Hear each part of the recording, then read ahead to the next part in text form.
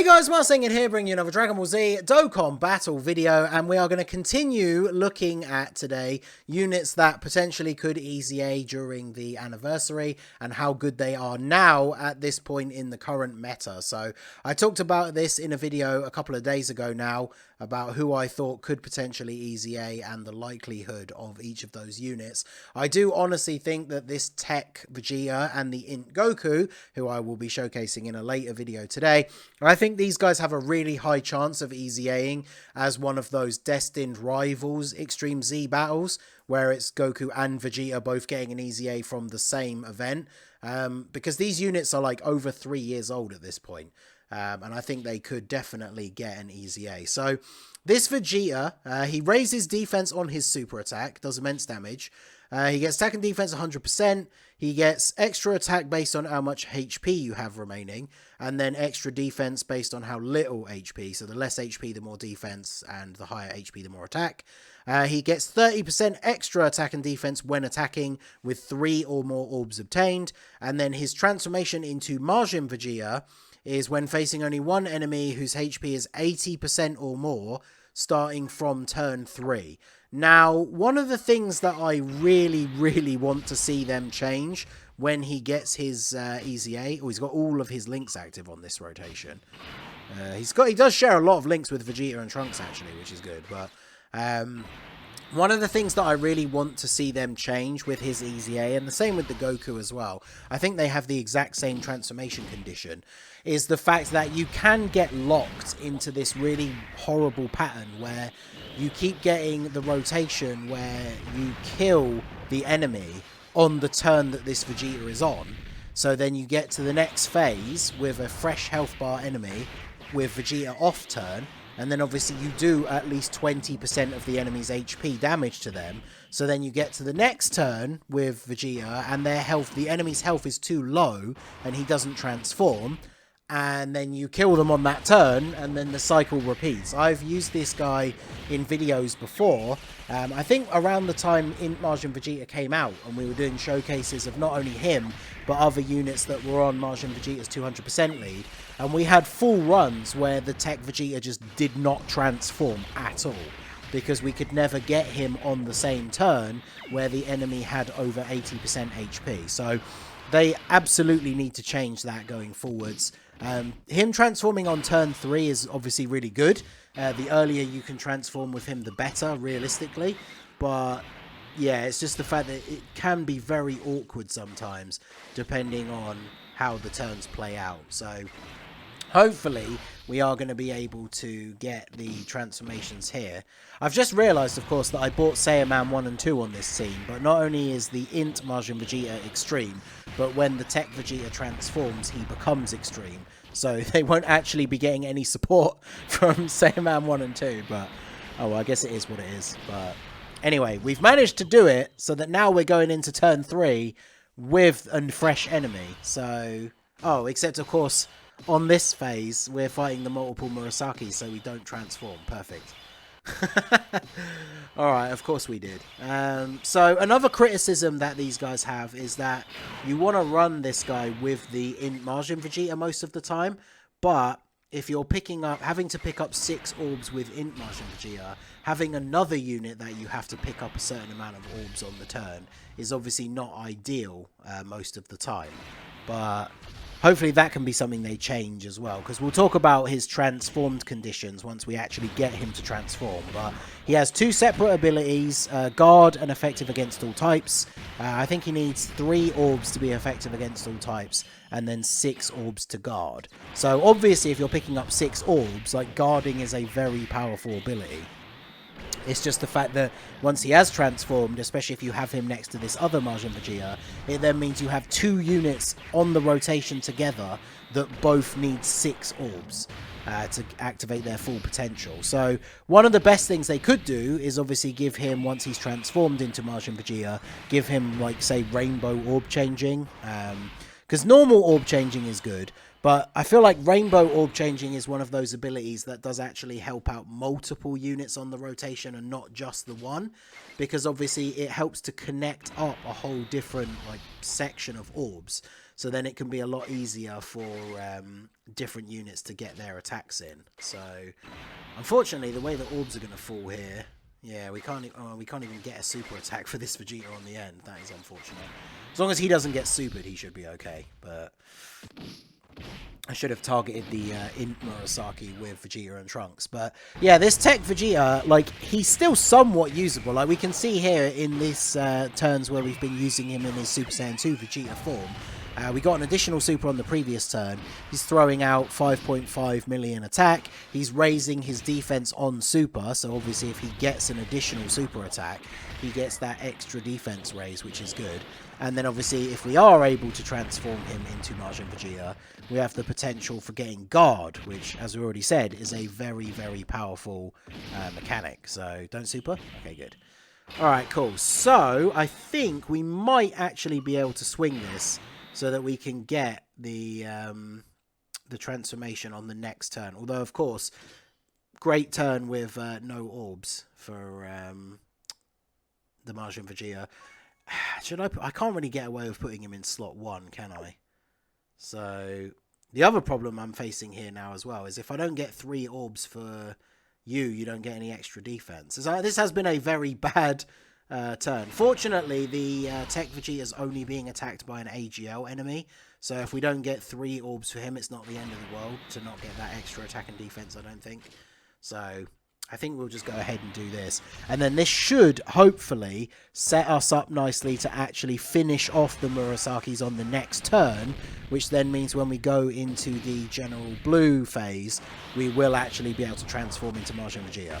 But you can see the difference there, 3.6 without picking up the 3 orbs. He's still raising defense on super, so obviously he's still going to have reasonably good defense, but you can kind of see from what his start of turn defense was, after simply getting a 30% raise on super attack with no support on the rotation, he's obviously not going to be tanking like the big red zone bosses.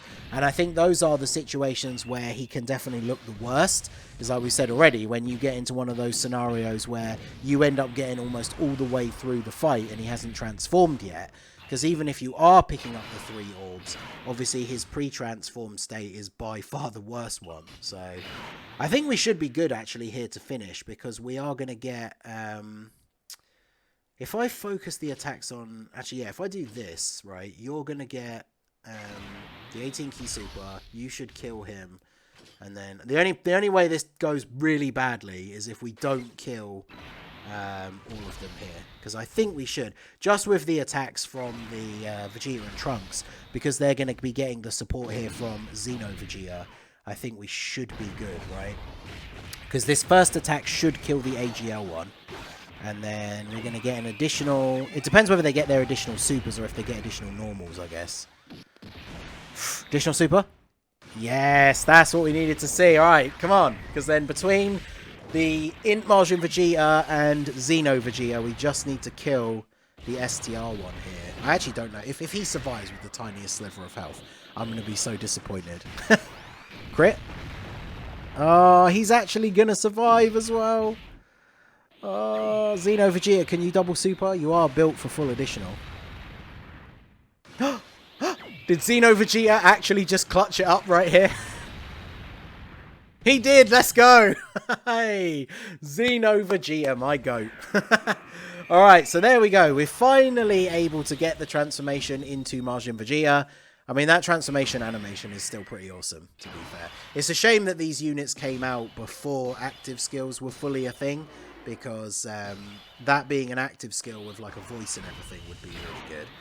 So I think what I'm going to do here is let's go ahead and use the active skill, and then I'm going to use a Sensu Bean so that Majin Vegeta isn't locked in slot 3. I learned my lesson from the videos we did yesterday on this stage, where I didn't bring a Sensu Bean, and we were locked in various slots for the units that we wanted to showcase. So with this red zone stage not being that difficult for most of the 200% teams, I would say, then yeah, I think you could kind of get away with running a Sensu Bean. It would be nice if we already had the ability to have the Vegeta family support memory, so that we could actually have what do I do here? So now that you're transformed, they actually are 7 out of 7 link partners, which again is very beneficial for the future for this guy. I think if I do this, because we have a Trunks on the team, even though we're not getting any of the extra buffs, I think we'll be looking okay here with Majin Vegeta. Because what's he got defense-wise? 289k. Not great, but he does have the damage reduction from there being a Trunks on the team. So it's not the worst thing in the world. So now that we've transformed, we greatly raise defense for 1 turn, do immense damage and high chance to stun. We have attack and defense 120. He still has the more HP you have, the more attack, and the less HP, the more defense. Only this time the caps are 77%. And then he has effective against all types with 3 orbs and guard with 6 orbs, as we already said. So we picked up 6 orbs. So he has 162k here at the start of the turn, but he's going to greatly raise on super, which gives him, what, like another 80k, so 240 with guard. Now, if we're being completely honest, 240k defense with guard is still not really that good. So I guess we'll see how we get on here. Be interesting to see how much he would take from a super, because he is going to be guarding. But yeah, 240k defense, even with guard to back it up, is not the craziest thing in the world. But of course, remember, he gets extra defense from his passive based on how low our HP was. And at the start of the turn, we were on full HP. So obviously, this is technically his worst turn for defense. When you're starting off on super low HP, that's obviously going to be his best turn for defense. So he tanks the normal attack for double digits. That shouldn't really be too surprising. You're going to get locked in slot 2. Can we deal with that? Is that okay? Or do we want to move you? I think we probably do want to move you. We are going to win this turn, though, so does it really matter? Probably not. Because if we do this, you get your extra defense, and then you get your 18 key super, and you can get these. So I think even if he supers Majin Vegeta in slot 1, we wouldn't die anyway. Dodge the normal, eat the super.